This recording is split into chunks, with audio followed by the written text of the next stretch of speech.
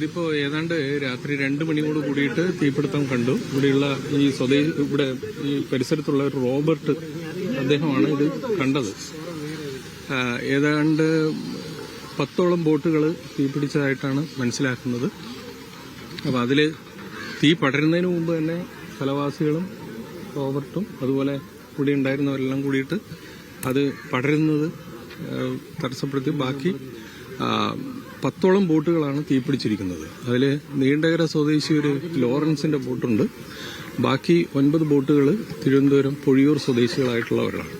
അവരെല്ലാവരും ഈ ദിവസങ്ങളിൽ തെരഞ്ഞെടുപ്പുമായി ബന്ധപ്പെട്ടിട്ട് ഈ മത്സ്യബന്ധനമൊക്കെ നിർത്തിയിട്ട് പോയതാണ്.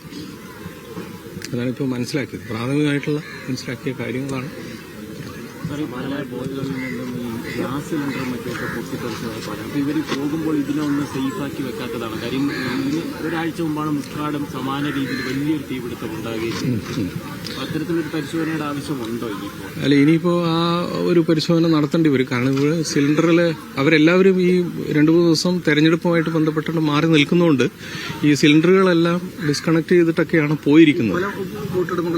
ഇതിലൊരു ദുരൂഹത പറയുന്നുണ്ട്. ഒരു സമഗ്രമായ ഒരു അന്വേഷണം ഉണ്ടാവില്ല അല്ലേ? അത് അന്വേഷണം എന്തായാലും നടത്തുന്നു.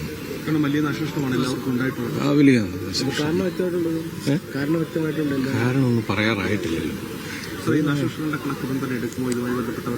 തീർച്ചയായും ഫിഷറീസ് ഡിപ്പാർട്ട്മെന്റ് DD ഉണ്ട് ഇവിടെ. അപ്പം അതിന്റെ കണക്കുകൾ എടുക്കും. അതിന്റെ തുടർ നടപടികൾ പോലീസിന്റെ ഭാഗത്തുനിന്ന് അന്വേഷണമുണ്ട്.